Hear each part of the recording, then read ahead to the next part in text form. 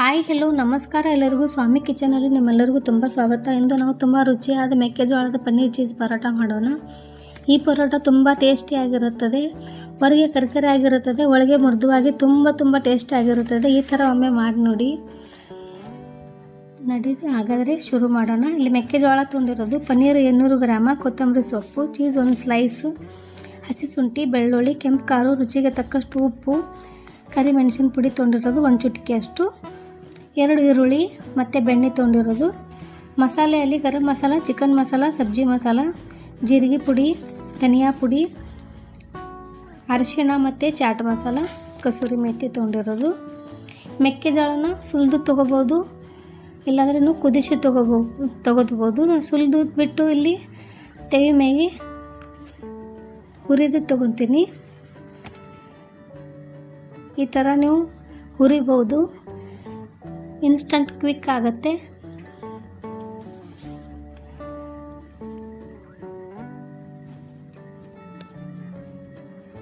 ಈ ಥರ ನೀವು ಸುಲಿದು ಕುದಿಸಿ ತೊಗೋಬೋದು. ಇದೇ ಥರ ಕಾಳು ಮಾಡಿ ನಾನು ಈ ಥರ ನೋಡಿ ಹೀಗೇನು ತಿನ್ಬೋದು. ತುಂಬ ಟೇಸ್ಟಿ ಆಗಿರುತ್ತೆ.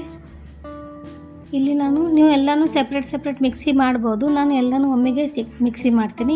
ಈಗ ಈರುಳ್ಳಿ ಹಾಕಿರೋದು ಈ ಥರ ಕಟ್ ಮಾಡಿ, ಮೆಕ್ಕೆಜೋಳ ಹುರಿದದ್ದು, ಕೊತ್ತಂಬರಿ ಸೊಪ್ಪು, ಹಸಿ ಶುಂಠಿ ಈ ಥರ ಹೆರ್ಚಿ ತೊಗೊಂಡಿರೋದು, ಬೆಳ್ಳುಳ್ಳಿ, ಪನ್ನೀರು,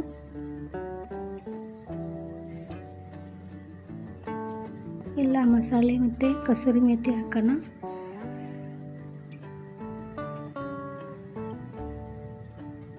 ಕೆಂಪು ಖಾರ ಮತ್ತು ಉಪ್ಪು ಆಮೇಲೆ ಹಾಕ್ಬೋದು.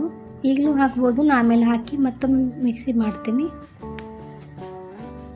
ಇವಾಗ ಇದಕ್ಕೆ ನಾವು 1 ಸ್ಲೈಸ್ ಚೀಸ್ ಹಾಕಿ ನಾವು ಮಿಕ್ಸಿ ಮಾಡಬೇಕು. ಇವಾಗ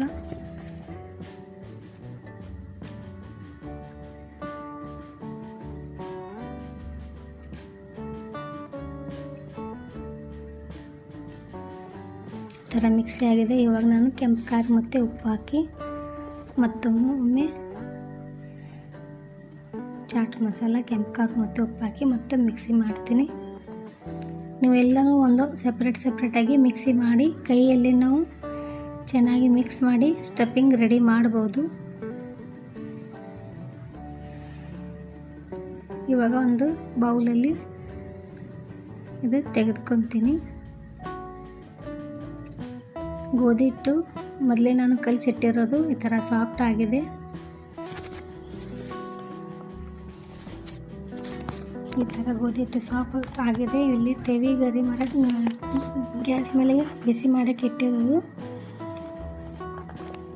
ಒಂದು ಉಂಡಿನ ತಗೊಂಡು ಹಗುರವಾಗಿ ಲಟ್ಟಸಿ ತಗೋಬೇಕು. ಆಮೇಲೆ ಮಧ್ಯದಲ್ಲಿ ಸ್ಟಫಿಂಗ್ ಇಟ್ಟು ಈ ಥರ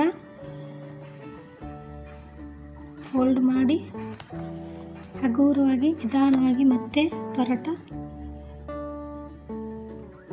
ಲಟ್ಟಿಸಿ.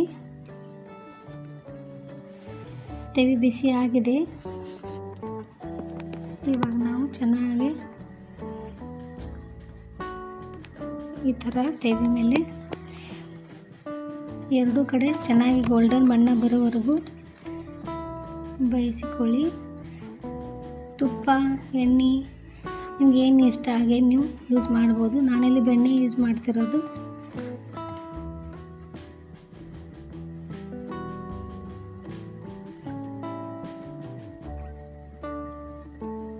ತುಂಬ ಟೇಸ್ಟಿಯಾಗಿರುತ್ತೆ, ತುಂಬ ಹೆಲ್ದಿ.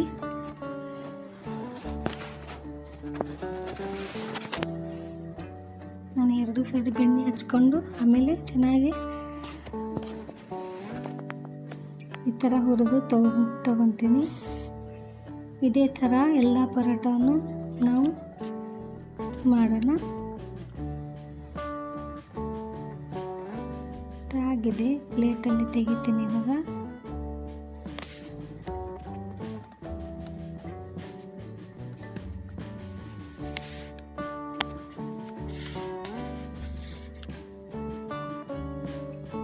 ಇದೊಂದು ಪರೋಟ ರೆಡಿ ಆಗಿದೆ.